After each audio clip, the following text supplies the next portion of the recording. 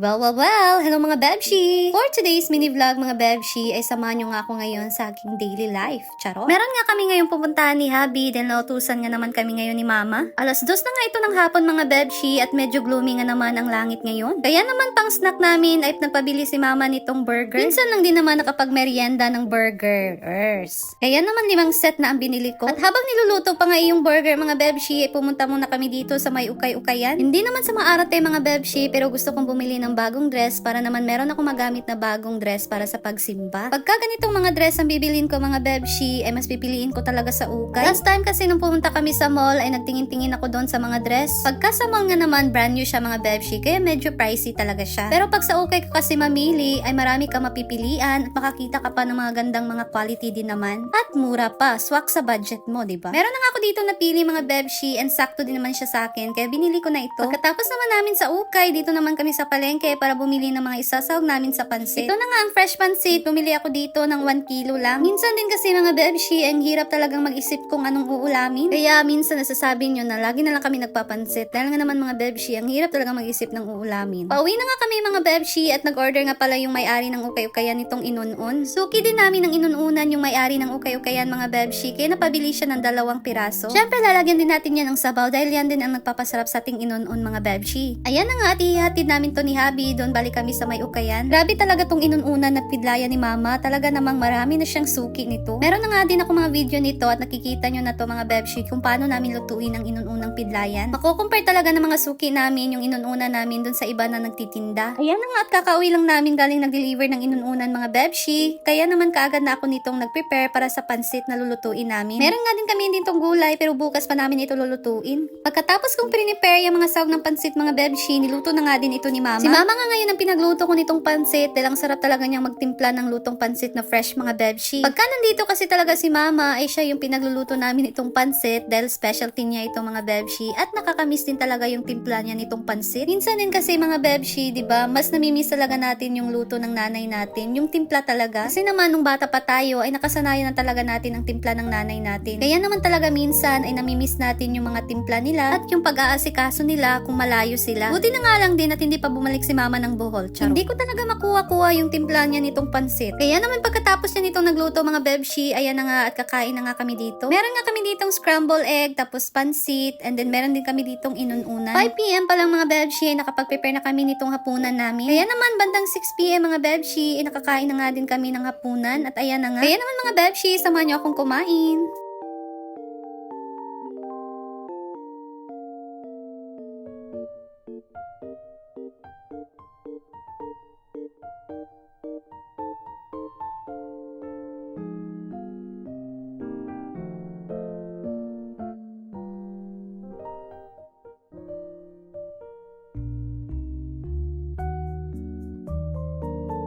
That's all for today mga Bebshi, and sana naman nakarelate kayo ngayon sa video ko. Kaya naman maraming salamat sa panonood. See you to my next video. Bye!